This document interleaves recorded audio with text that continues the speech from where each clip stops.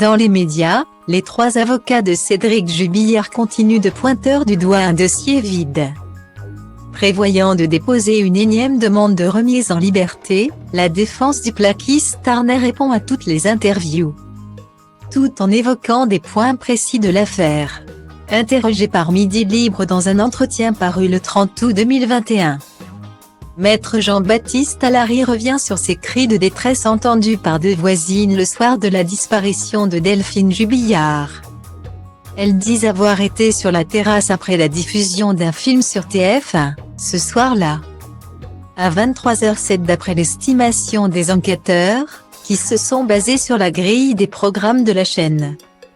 C'est là qu'elles ont entendu une femme crier et des chiens aboyer. On a horodaté ces cris à 23h07. Or c'est faux, car ces cris sont entendus par une voisine et sa fille qui, cela dit en passant, habite à 150 mètres à vol d'oiseau des Jubillards, alors que les voisins les plus proches qui habitent à 3 mètres n'ont rien entendu. Elle dit qu'elle est sortie fumer une cigarette précisément à un moment du film qu'elle regarde. Mais le film s'achève à 23h07.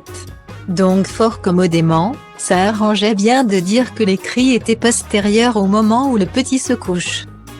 On a mis artificiellement l'horaire de ce cri à 23h07, qui est l'heure à laquelle le film s'est achevé, a développé l'avocat. Le pénaliste est d'ailleurs toujours aussi véhément au sujet des éléments à charge contre son client. Pour lui, c'est simple, il n'y en a pas. Les menaces de mort, les témoignages des proches.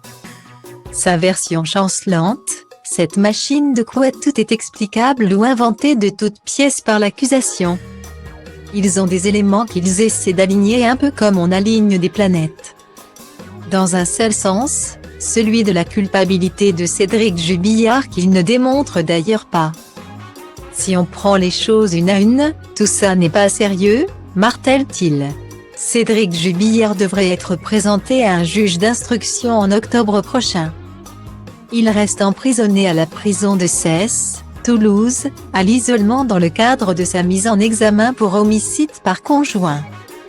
Il est présumé innocent des faits reprochés jusqu'à la fermeture du dossier.